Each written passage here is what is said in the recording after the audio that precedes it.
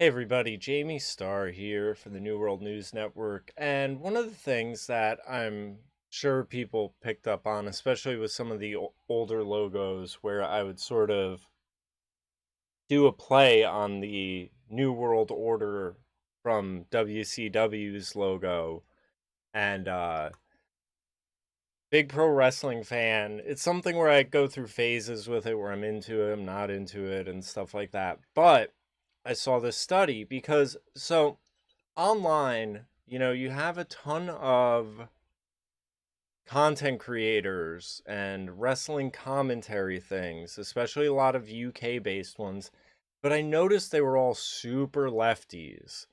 And like there's a British one, what culture, that has like a Black Lives Matter thing that pops up in every video as if it's like needed to be there. And I guess it's just because there are a bunch of white guys that feel some sort of guilt or something.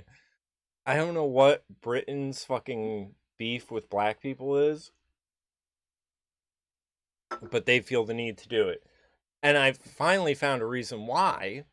And if you look here, you see, besides the WNBA, the largest Democrat skew is towards WWE.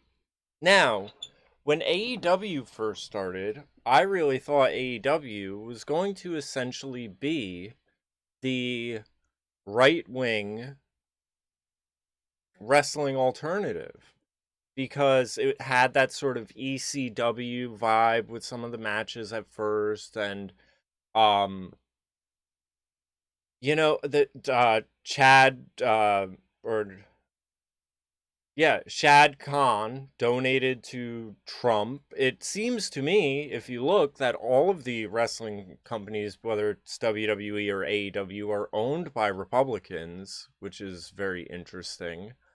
um I understand it from WWE with ESG scoring and the whole diversity thing, but there's always talks of these like racism tropes, and I guess I just don't understand it.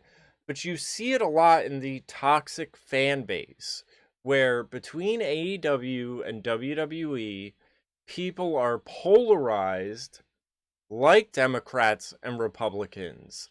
And maybe it has to do, people talk about like the participation trophies and stuff like that. And maybe the lefties lean into pro wrestling because it's not an actual competition, because the winners are pre decided. So there's not that actual competitive aspect as all these other sports, because you can see whether it's MLB, NHL, NFL, everything but basketball basically is far more Republican leaning, and then wrestling is not. And it's like, I just, like, here's the thing is like, the whole diversity and representation thing. Like, I remember when Finn Balor came out with his fucking like rainbow gear, and that was sort of like a whoa, that's interesting and different. But with a lot of the stuff, it's just, I don't know, it's mind-boggling, but it's sort of very eye-opening as to why these fan bases are so toxic. And because it's basically a whole bunch of lefties, and whatever space they go into, they just sort of make it toxic. And one of the big examples of this that you had happen was when this chick Big Swole left AEW. She basically came out and was like, oh, well, there's not enough diversity and representation, and basically tried saying that she didn't get where she should have been because she was black. And you also have this guy Leo Rush, who seems to just create problems wherever he goes. I guess he has a bit of a Napoleon complex. I mean, imagine being like the tiniest guy in a wrestling company, but you're like an overachiever athletically. So you have a bit of a Napoleon complex, and then every time you rub people the wrong way, you just hide behind, oh, well, the racisms. So there's that aspect of it. And I don't know. Like, I think it's funny because again, behind the scenes, there's a lot of right leaning Republicans running the companies and being the main figures of the companies, but for some reason the left loves this shit. And I just don't know why. But now it's made me realize, like, in the internet wrestling commentary community, the IWC as they call it, why it is the way it is. You know, you have people who are commentators who I love, like Billy Body from over in the UK. You know, Billy kind of reminds me of Paul, because you have these podcasts where the British guy just seems to have shit internet connection and is all pixelated, while the guy on the American side is fine. Those are issues Paul and I used to have. But like, Billy will get things right, and instead everyone is just sort of dick riding these establishment types.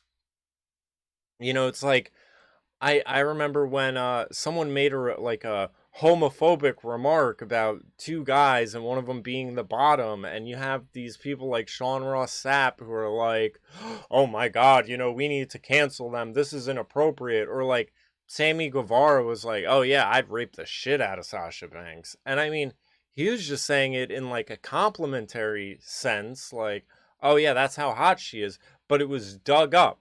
You recently had this guy Nash Carter, who 10 years ago took a picture. Actually, this is the instance that really inspired this video, and I'm sorry I didn't have it on the top of my brain when I started this. Took a picture in the bathroom when he was shaving his face and just left the little Hitler stash, and sent a picture to his wife at the time, of him doing the salute with the Hitler stash. And you have all of these commentators, even ones I respect, like JD from NY, being like, you're a fucking moron, who does that, this and that. Let me tell you the truth. 90% of guys, when they're shaving their face in the bathroom, they have done that. Maybe not the salute and send a picture to everyone, but let's just cold hard facts here. Hitler's mustache is fucking silly. So when you're shaving your face, at some point it goes to your head like, what would I look like with the fucking silly man mustache? And you do it. And then you shave it off a second later. So if you get in your fucking panties and a bunch of people like, how could he? How, oh my god, he was shaving his face and he just left the Hitler stat. As if it's some sort of ode to Hitler. I mean, come on. I guess you gotta you're milking your fucking far left fan base, but that's ridiculous. Ridiculous. And what's even more ridiculous is a fucking woman that would hang on to the picture just to sort of use it to end some dude's career. Like a fucking 10-year, I mean, this is the thing, 10-year-old jokes ruin these people's careers. You had Brian Kendrick got released from one company, was about to go to another. What do? Dig up old remarks and old tweets that he's already since apologized for and gotten other jobs for. But the Twitter mob, you know, and that's one of the problems is people put so much weight and stock into Twitter that the small fringe minority gets to make decisions for these huge companies. And then these huge companies have to, you know, have this ESG rating system where it's like your environmental, social governance, where it's just basically a investment firm way of bullying these companies into being leftists. So as if there isn't a far enough skew one way, the skew is going to go all the way. And it's like, the funnier part is, it's like inside wrestling, like there's flat earthers, like there's all sorts of like conspiracy theory-esque Alex Jones type thoughts going on. Nia Jax, yo, I couldn't stand Nia Jax on screen as a wrestler. She's just not athletic enough, and she didn't really do the big brute role good enough, because she wanted to, I don't know, I guess she wanted to like not be seen as a monster, to be seen as a feminine figure, but also be an imposing. Either way, I wasn't much into the character. But when I saw her interview with Renee Paquette and she was like, yeah, they let me go because I wasn't down with that vaccine shit, I was like, hell yeah, bitch. You're my new favorite. You're my new, like, you got bigger balls than everyone else there. You're my new favorite. Like, that's the type of shit I like from people. When they're just like, nah, I don't care. Like, this corporation could go fuck themselves. I'm gonna do me. Like, and those are the things where you would have, this is the toxic part. Those fans, Nia Jax is a big girl. If she put out a bikini picture, you would have, yes, slay queen, you go girl, body positivity. And the moment she's like, yeah, I'm so body positive, I think my body is good enough that I don't need to be fucking doing your experimental gene therapy. Fuck that. Then they'll be like, anti-vaxxer, fire her, get her out of here, this and that. And it's like, fuck these fucking people. For real. Like, it's going to be one of these Ethan Klein things. I'm worried about AEW with it because you have real interesting situations where people like Jim Cornette commentate, and everything Jim Cornette loves is not really within that diversity, lefty sort of realm. Everything he hates is all of the sort of spot fest, young bucks, cutesy, Marco stunt, give everyone a chance. That's his lefty stuff in pro wrestling. And he wants to conserve the Bret the Hitman Hart, the stuff CM Punk does, the stuff that's traditional and to the roots of it. Meanwhile, his politics are in complete opposition of that. So, I mean, AEW, I think, is going to have a real problem and a reckoning when you have these sort of conservative wrestling, which people are drawn to, the CM Punks, the FTRs, the MJFs, even two of my favorites as of late are Powerhouse Hobbs and Jade Cargill. And I mean, they are just like imposing, powerful black athletes that will wreck whoever is in their way. But then you have all of this like the whole problem with AEW from the start has been any of this fucking diversity shit, where you have fucking 90-pound Japanese schoolgirls being shoveled down everyone's throats, and if it's not a 90-pound fucking Japanese schoolgirl, it's a fucking trans woman. And Nyla, to her credit, Nyla's one of these people too, where it's like, on screen, I have no interest in you. I've seen your interviews though, and she seems like she would be such a cool chick to hang out with. Like, and that, if you really wanted to do something where it's like, okay, I understand, like my significant other, for example, he has a real problem with it on the visual side of it. Because Nyla is so physically imposing. And when you had 90-pound Japanese schoolgirls, you can't buy into it. Because you got like a 250-pound trans woman against like what looks like a small child. And we're either supposed to believe that the small child is like harming this brute, or it's just hard to buy into. But I think Nyla would win people over and probably do more for trans people in public perception by just being herself. Like, I think I saw her on a Danhouse interview, and I was like, oh, this is a cool-ass chick. Like, again, probably seems really cool to hang out with. The persona on the show, though, is like, you're this imposing, terrorizing figure. You're a beast, basically, and it's not the way to go. Like, but, so there's that issue where they've had all that, trans whatever. And here's the other problem with, like, with the leftist skew, is when Big Swole came out and was like, oh, AEW's lack of representation and this and that, which is just a made-up problem.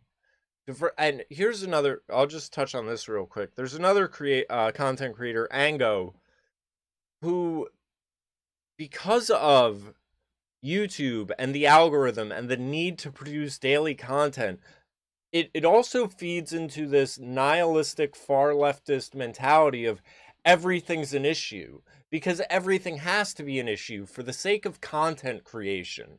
You know, oh, AEW has a roster that's too bloated, and, people aren't getting equal TV time, and, it's like these morons can't figure out that people are being alternated like it's athletic season. Like, you don't want people burning their bodies out too much. Now people are taking vacations and breaks, and it's probably better for their health and their longevity and everything else, but it is just non-issue after non-issue after non-issue of, oh, here's one of the big things. They'll sign people, and then because they're not immediately worked into some main event storyline, which when it's done negatively, people call it hotshot booking, they'll complain about it. Oh, well, they signed them and they're not doing anything with them. But meanwhile, they'll praise the company for long-term storytelling. So they want long-term storytelling, but they also want new signees to be immediately factored into the main stories that would then completely throw off your long-term storytelling. Like, you can't have both of these things, but you can present it all as a problem if your whole objective is just content creation. Just feed the algorithm, everything's an issue. There's too many people. Here's another thing.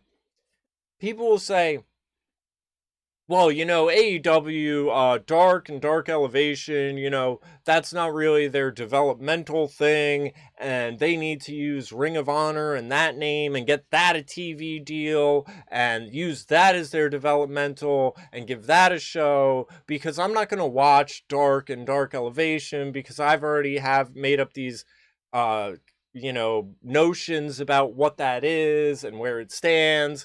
And so it's like, basically, like, you're saying the company needs a developmental thing, but then when they have two of them, you've decided, no, that's nothing worth watching, so I'm not going to watch their developmental thing, so they need to create a developmental, like, what the fuck? What the fuck? Like, and these are the type of just babblings that come out of the content creation necessity. The fact that we need the content to create the content, and when you have this far left skew, it's all about the problems. Oh, well, this is a problem. He's signed too many people, so that's a problem. And WWE, them firing people is a problem. And people fulfilling their contracts, I've heard, is a problem. Like, I mean, imagine an actor doing a 5-picture deal with Disney, and then after the 5 pictures are done, people are like, can you believe Disney didn't renew their contract? Can you believe they just got let go? They won't have a job. Like, I mean, the throughout all of WWE's budget cut firings, the attitude of entitlement that these people think these wrestlers have to their jobs is mind-blowing. And I know the situation sucks, and no one wants to get laid off, essentially, but the fact that they're like, I mean, the underlying entitlement that it's like, well, they had a job, they should get to keep their job. Like, listen, I get it. Like I just said, if you did a 3-year deal, you should get to do that 3-year deal, and that's it, unless there's extenuating circumstances. But the fact that even when a 3-year deal comes up and they don't get renewals, and people are like, well, Joey Janela is cut and Marco Stunt is cut and they didn't renew Big Swole and this, and it's like, yeah, well, you just said their roster's too big. Like, I mean, all of the complaints about these companies conflict with each other. It is very standard leftist complaints that you see put into, like, policing or politics or anything else. It's like a template that they're just applying to things, and it's like, I don't know, it's obnoxious, really. um and then even the whole diversity thing, Big Swole comes out, oh, there's not enough diversity, and Tony Khan puts her on blast, basically, and is like, I'm sorry, but I have Keith Lee, Jade Cargill, Big Swole, Swerve, he just names off all of these people, like, Lucha Brothers, there's Hispanics, there's like, the idea that you could complain about diversity in this company that has just been like a global, like, we're bringing in Japanese people and, you know, the Mexicans and Lucha Brothers and Thunder Rosa and, you know, Powerhouse Hobbs and Taz, and I mean, it's like there's a trans person. Like, the thing has been extremely diverse since day one, and yet when he points this out, everyone's like, "Can you believe he said that?" You know, his tweet was, "Oh, it was you know, out of place, and he should have took the high road," and you know, people should like, it's again, it's because of that far leftist thing, because Tony Khan, even though last name Khan, obviously Middle Eastern background, because he's rich and perceived as white, he's what the left would call white passing. The only thing that mattered was he backtalked a black woman. He backtalked a black woman, so he was out of line because she lied about him. She lied about him, and she should be allowed free reign to lie about him because she's a black woman. And that's what comes with this leftist skew. That's what comes with the far left, is these rules, these arbitrary rules. You see it with Ethan Klein right now in the YouTube world, where he courted this community. He courted the cancel culture community, and then he made one out-of-line remark, and there goes all of his sponsors. And to Tony Khan's credit, I think he's being very smart about trying to not court them too much. Trying to add just enough of a Dan Lambert or something in there to let them know, I'm not doing this fucking safe space shit for you. We're gonna make you uncomfortable, and you're just gonna have to deal with it because we're doing something for everyone. But I'm telling you that the reckoning is coming, because there is a conservative movement in wrestling right now. And I don't mean conservative in politics. I mean conserving what wrestling is meant to be. Like I mentioned, CM Punk, MJF, FTR, Bryan Danielson. They are the ones right now that are focusing in on what wrestling is supposed to be and not having any of this silly frilly shit. Even Darby Allin to some extent, you know, Darby's a high flyer and, you know, scrappy, my sized kind of guy. I think I weigh more than Darby. But you know, it's like, if he's going to do a high flying move, he's doing it to make it look like he's trying to hurt you. It's not like, look at my springboard double backflip with the perfect landing, you know, looking like fucking gymnasts at the Olympic type shit. And I don't see that the wrestling purist mentality or movement coming with this whole diversity and representation thing. Because it's going to be like, listen, if you can't put in the work, fuck out of here. I don't give a fuck that you're a trans-abled, neurodivergent Indian dude who's 7 feet tall or whatever the fuck. You know, that's even another thing. Speaking of the Indian dude, you know, Jim Cornette just did a great rant on this, where it's like, yeah, you can get the Indian market because Indians think any Indian that succeeds out in America at something is the best at it. But you're now just inserting this Indian dude that wasn't athletic enough for the NBA, you're now inserting into wrestling for the sake of diversity and marketing in India, and your fans were booing it. Like, you can't just arbitrarily do this shit. And that's what it is it's arbitrary. You know, I asked people recently, when was it just sort of assumed that diversity is good? You know, I think country rap is awful.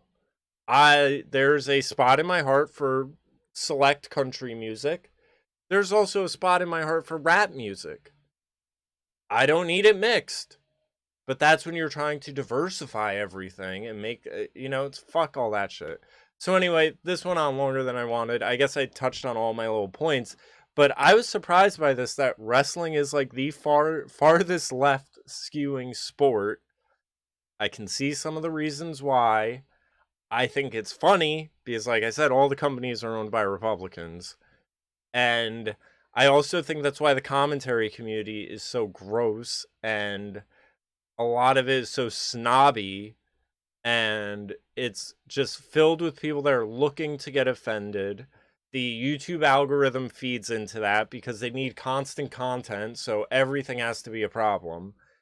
And I don't know, maybe I'll start, if people are interested in it, maybe I'll start doing wrestling commentary, start doing reviews of some of the shows and stuff like that. And yeah, so let me know what you guys think. I hope you enjoyed all the videos today. Subscribe, check out my music, and have a good one.